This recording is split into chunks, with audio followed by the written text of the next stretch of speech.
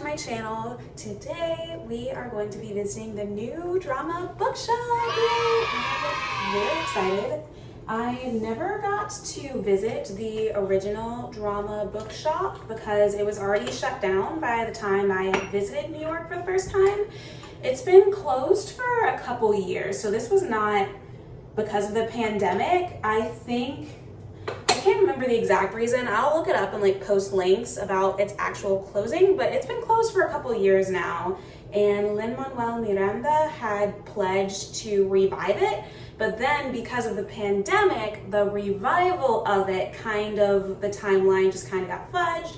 Nobody really knew for sure when it was coming back, but it's back now, so we are gonna go down there. So basically, if you're not aware of like the premise of the drama bookshop, it basically is like a Barnes and Nobles, but only for theater. And the reason why that's so great is because most bookstores, in my experience, just in general, don't really have a large theater section. They kind of just will have like the bare minimum, like obvious. They'll have like 1 million copies of Romeo and Juliet.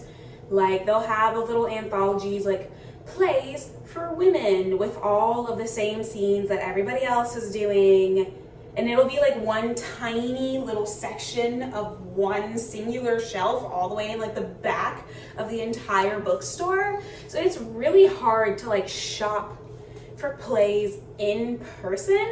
And the reason why it's so important is because a lot of the times as an actress, when you're buying a play, you know, you're looking at it for its potential. You're trying to figure out, like, are there scenes in this that I could do for a class? You know, like, are there monologues that I could use for an audition? Like, you're not just really buying plays for the fun of it. I mean, some people probably do, but me personally, I know I'm, like, scanning for potential use.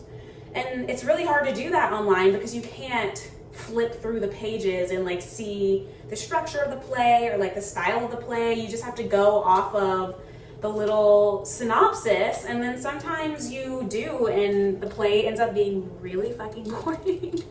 I have so many plays on my bookshelf that I just have not read. I've tried over and over again to read these plays, but they are so boring. I just cannot. And another nice thing about Drama Bookshop is they try to hire people who are knowledgeable about theater.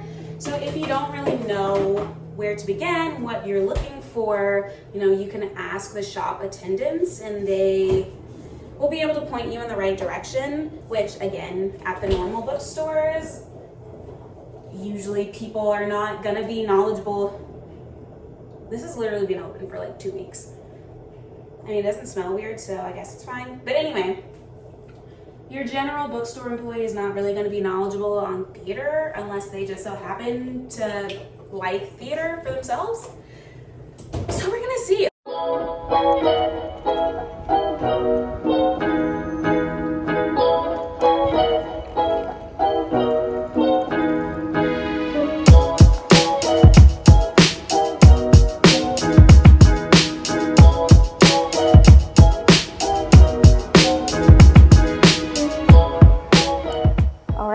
Here we are right on the corner of 39th and 8th in Manhattan.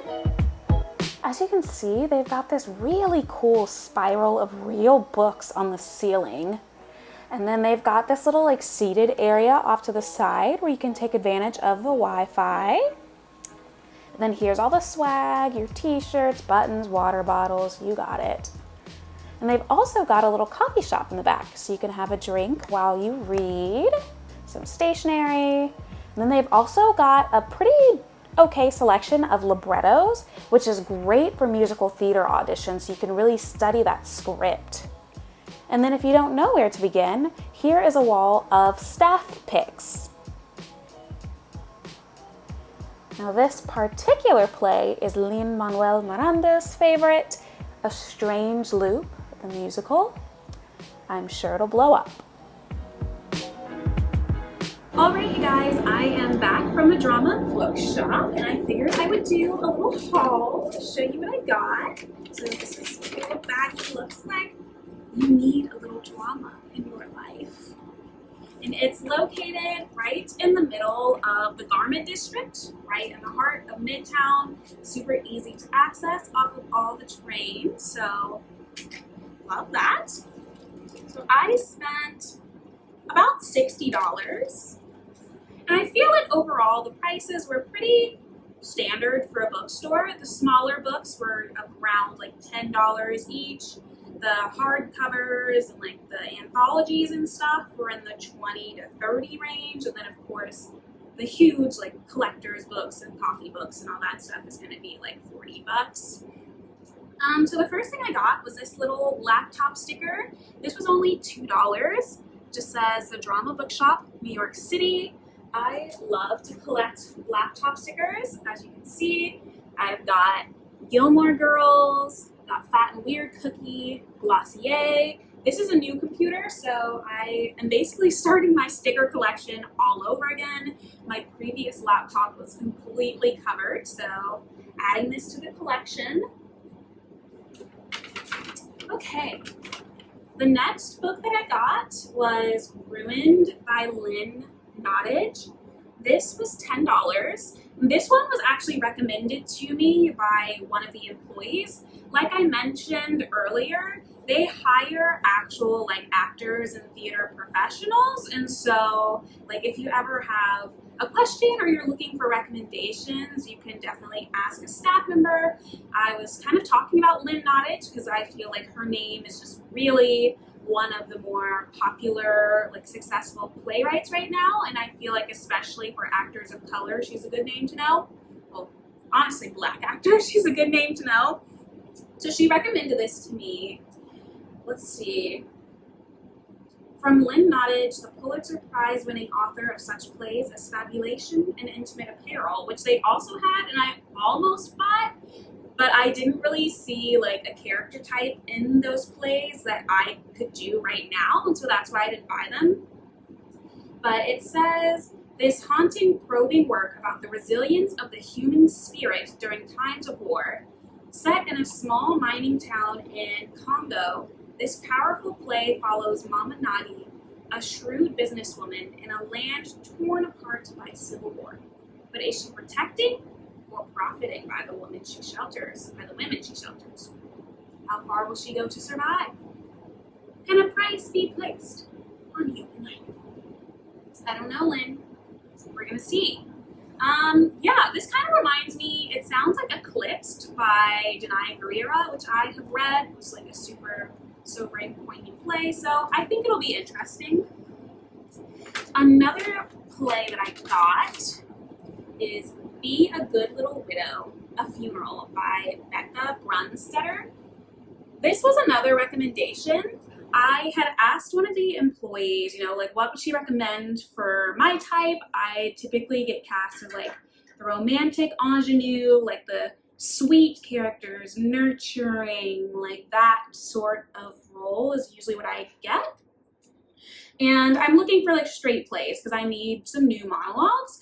And so she was a little bit flustered at first. I felt bad for putting her on the spot, but eventually she brought this to me. I paid, oh, did they forget to bring this up? I think they forgot to charge me for this. Yeah, I don't see it on here. They forgot to charge me for this, but it's $10. And let's see. It says, young wife Melody has never been to a funeral until her husband dies in a plane crash. Expected to instantly assume proper widowhood, Melody is left to wonder, what's the right way to grieve? Fortunately, her mother-in-law is a professional widow, that is. Under her guidance, Melody must try her best to be a good little widow. A sad comedy about loss and longing. It sounds interesting. And she said that there was a good monologue in here, so I'm definitely going to find it. I feel like this could be in my wheelhouse, so I'm excited to read this. Thanks for giving it to me free. The next book that I got is Sweat by Lynn Nottage. Oh, look, they gave me a bookmark. They gave me a little pride bookmark. This was also $10. Again, Lynn Nottage, You should know her name. Let's see, this one sounds really interesting. It says, filled with warm humor and tremendous heart, Sweat tells the story of a group of friends who have spent their lives sharing drinks, secrets, and laughs while working together on the factory floor. But when layoffs and picket lines begin to chip away at their trust, the friends find themselves pitted against each other in a heart-wrenching fight to stay afloat. This sounds really interesting. It kind of reminds me of Pipeline by Dominique Morisseau, where there's like this workplace tension. It's kind of like a family drama, but with friends.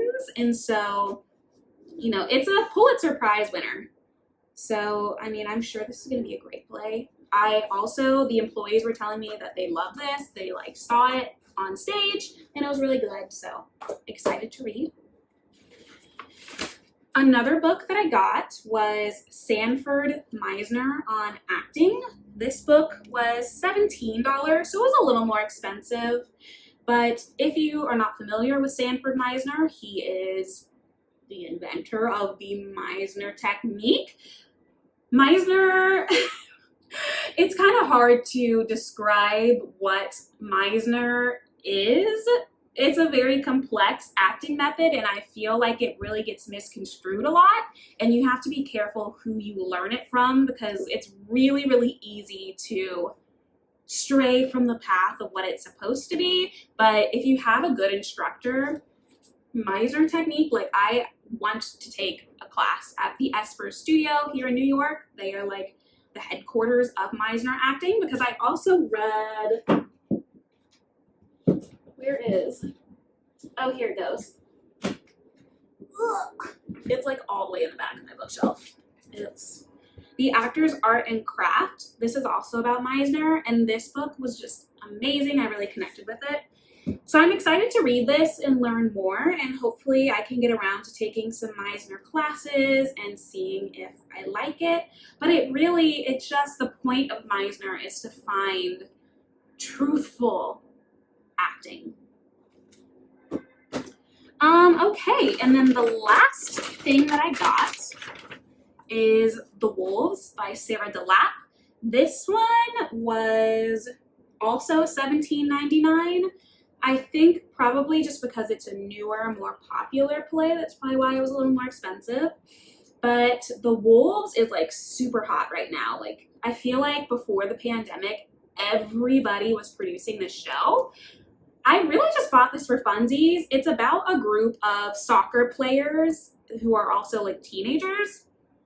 As you can see, I do not look like a teenaged athlete, so I would never actually book this show, but I've just heard rave reviews and I haven't had the chance to see a production yet, so I'm gonna read it and just see what all the fuss is about. But it says, The Wolves follows 9 teenage girls as they warm up for their indoor soccer games. From the safety of their suburban stretch circle, the team navigates big questions and wages tiny battles with all the vim and vigor of a pack of adolescent warriors. As the teammates warm up in sync, a symphony of overlapping dialogues spills out their concerns. By season's and play's end, amidst the wins and losses, rivalries and tragedies, they are tested and ready. They are the Wolves. This is also... this was a finalist for the 2017 Pulitzer Prize. This play, Sweat by Lynn Nottage, was the actual winner of the 2017 Pulitzer, but this was also a contender. Yeah, so I'm really excited to read this just to see what the fuss is. Yeah, and it's just, you know, the thing about like reading plays is you never really know if you're gonna like it until you read it. And so honestly, that's kind of why I wish, like I love the Drama Bookshop. I love having this resource, but I do kind of wish that we had like a theater library. Like how cool would that be? And like maybe you pay a membership fee to like cover all of the expenses of having the freshest literary choice on the shelves. But maybe you pay like an annual fee and then you get unlimited access to plays, and then you can just return it when you're done reading it if, you know, you read it and there's just not really any audition material for you. That would be great. But in the meantime, I'm super thankful that the Drama Bookshop has reopened. Again, like I said, I feel like their prices are pretty reasonable, especially for New York City. Like if they wanted to, they really could charge out the ass, but these are pretty standard prices here in America for books. I highly recommend going on out, you guys. It's no complaints here. All right, you guys. Well, I hope you enjoyed this video. As always, don't forget to like, comment, and subscribe, and I'll see you next time.